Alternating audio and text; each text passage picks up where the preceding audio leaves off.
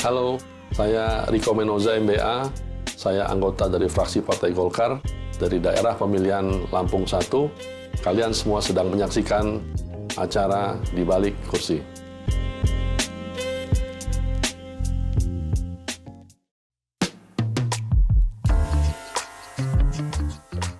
Awalnya saya mengikuti apa yang dilaksanakan oleh orang tua saya, karena orang tua saya pada saat setelah melaksanakan tugas di kepolisian, kemudian dipanggil kembali ke daerah asalnya di Lampung, dan dicalonkan partai untuk menjadi calon kepala daerah. Akhirnya saya juga, karena saya diaktifkan dengan berbagai macam organisasi yang saya geluti pada saat itu, mulai dari organisasi Keluarga Besar Putra Putri Polri, kemudian saya di KNPI, kemudian saya di Pemuda Pancasila, ya. Jadi banyak organisasi-organisasi kepemudaan yang saya jalani, aktif di situ. Akhirnya saya belajar bagaimana ya cara kita berorganisasi, bersosial masyarakat. Ya akhirnya pada saat itu pun saya mencoba masuk dalam kepengurusan partai politik, dan akhirnya saya pada 2010 saya mencoba di Kabupaten Lampung Selatan.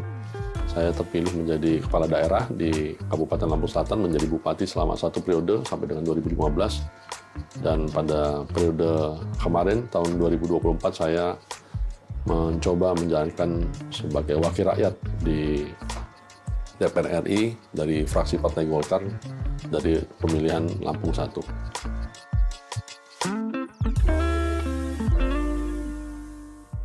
Saya kira berangkat dari hal yang memang saya pahami, karena Lampung itu kan termasuk kawasan provinsi yang memiliki garis pantai yang cukup panjang. Di gerbangnya Pulau Sumatera, termasuk di kabupaten tempat saya dulu dipercaya menjadi kepala daerah, saya menjual bagaimana pesona wisata yang dimiliki oleh kabupaten. Jadi saya kira kalau bicara Lampung, yang kaitannya dengan komisi di mana saya bermitra, kementeriannya salah satunya Kementerian Pariwisata, kemudian juga dengan Kementerian Ekonomi Kreatif, kemudian Kementerian UMKM. Nah ini saya kira saling berkaitan. Saya mendorong bagaimana program-program yang ada di kementerian untuk kepentingan masyarakat, supaya ya Lampung bisa menjadi salah satu destinasi, tidak hanya destinasi lokal, tapi juga tamu-tamu yang datang dari mancanegara. Karena dari sisi strategis tadi saya katakan, Lampung ini serambi Sumatera, ya.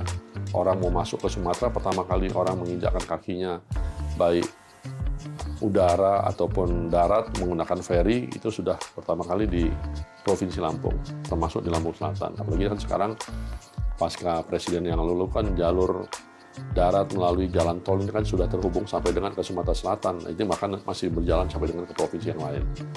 Jadi tentunya ini menjadi salah satu promosi untuk bagaimana orang bisa wisata ke Sumatera termasuk di Lampung.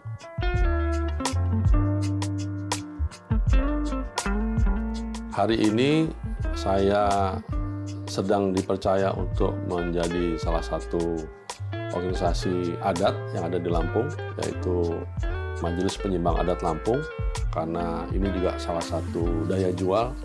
Orang datang berwisata tidak hanya melihat keindahan pesona alamnya, tetapi juga melalui adat budaya, satu upacara tradisi-tradisi yang memang dilaksanakan. Dan saya fokus, kita concern untuk bagaimana nanti menyambut bulan puasa ada satu adat Lampung yang biasa kita sebut namanya belangiran dalam menyambut bulan puasa. Kalau di Jawa mungkin seperti mandi suci sebelum masuk bulan Ramadan. Nah ini juga hal-hal yang saya kira harus mendapatkan perhatian dari pemerintah, khususnya pemerintah daerah, karena ini juga salah satu budaya. Selain kita pelestarian budaya lokal, tetapi yang tidak kalah pentingnya bagaimana ini menjadi daya tarik dari untuk promosi orang-orang yang mungkin tidak tahu Lampung, atau yang mungkin orang Lampungnya sendiri ya selama ini sudah asing dengan hal-hal yang memang ini menjadi satu kewajiban buat kita yang harus dilestarikan.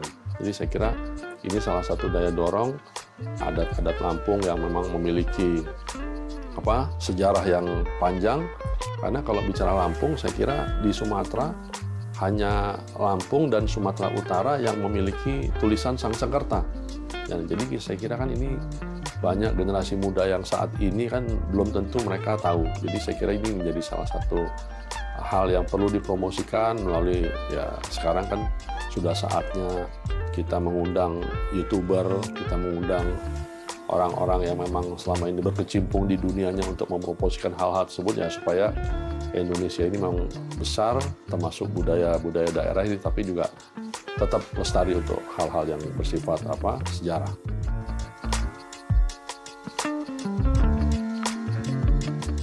Nah, saya kira kalau bicara gelar kan memang ini yang pertama, gelar yang saya miliki ini adalah warisan dari kakek saya. Dulu kakek saya juga diberikan gelar yang sama. Kalau bicara masalah artinya sendiri, ya karena itu ada satu lembaga adat yang memang menekuni bicara itu, ya harus buka kamus juga. Saya juga secara harfiah juga nggak terlalu secara persis, tapi yang pasti ya merupakan hal-hal yang positif lah, karena pemberian gelar atau yang biasa kita kenal di Lampung itu adop, ya itu kan tentu gelar tersebut yang pertama untuk menjaga nilai-nilai budaya, pasti juga dengan nama-nama yang agung, ya nama-nama yang baik.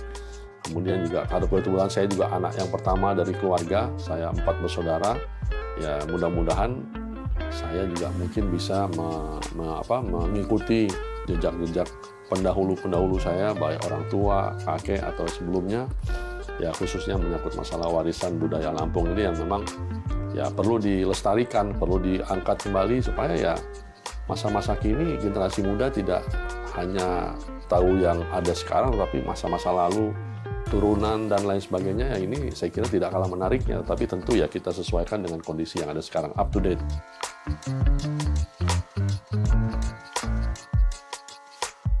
Ya, yang pasti di dalam organisasi yang saya pimpin, saya sebagai Ketua Majelis Penyeimbang Adat Lampung, yang pertama saya sampaikan, mereka juga harus bisa menyesuaikan dengan kondisi yang ada sekarang.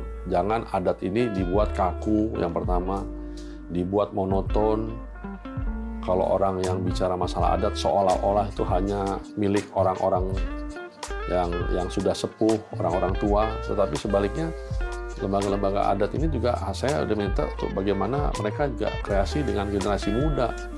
Tidak hanya generasi milenial, generasi Z kan sekarang udah saatnya mereka juga sudah harus tampil untuk bagaimana ya ikut mempromosikan, ikut bicara bagaimana hal-hal yang memang historikal ini untuk menjual daerah, termasuk dengan macam-macam ya, selain tempat wisata, dengan kulineri, terus dengan upacara-upacara yang tadi saya katakan yang memang itu rutin dan bisa dilakukan tiap waktu. Tadi saya katakan menjelang bulan puasa, kemudian memberikan beberapa hari kemarin saya juga baru saja kita memberikan gelar adop adat kepada pejabat gubernur yang ada di Lampung.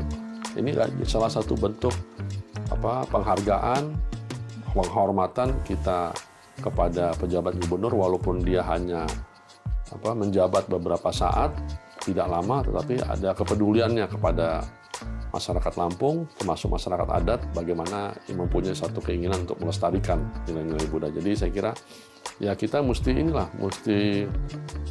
menyesuaikan dengan kondisi sekarang. Saya minta juga bagaimana kegiatan-kegiatan itu terus bisa diposting melalui semualah TikTok, Instagram, Facebook. Jadi ya supaya nggak melulu dengan cara-cara yang mungkin sudah ketinggalan, tapi juga harus up to date ya. Tentu harus operate-nya mesti anak-anak muda juga. Pilih Lampung atau Jakarta? Lampung.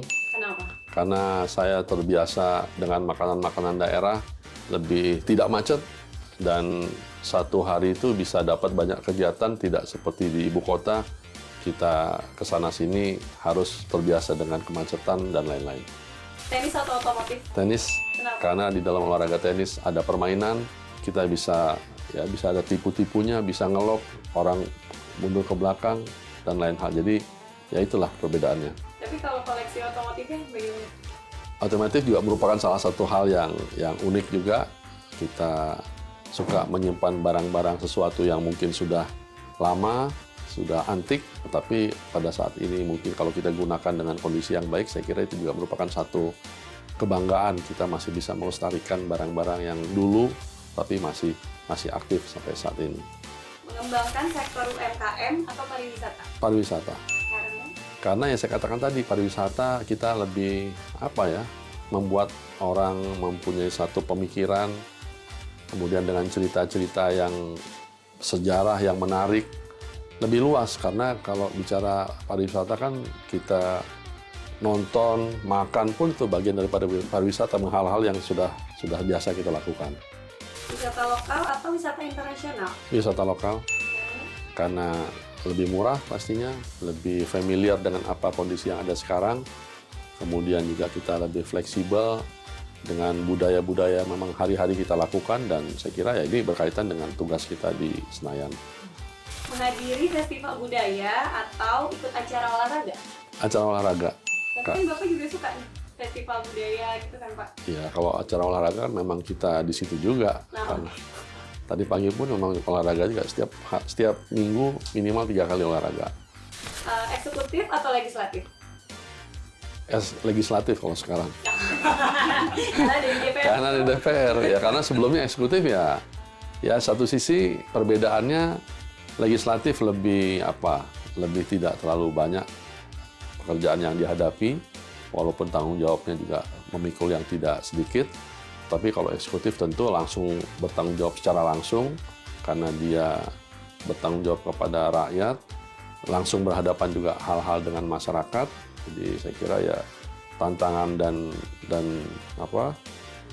enjoy-nya masing-masing berbeda lah. Tapi ya kalau saat ini tetap saya pertama kali di sini ya tentu sedang belajar juga di legislatif.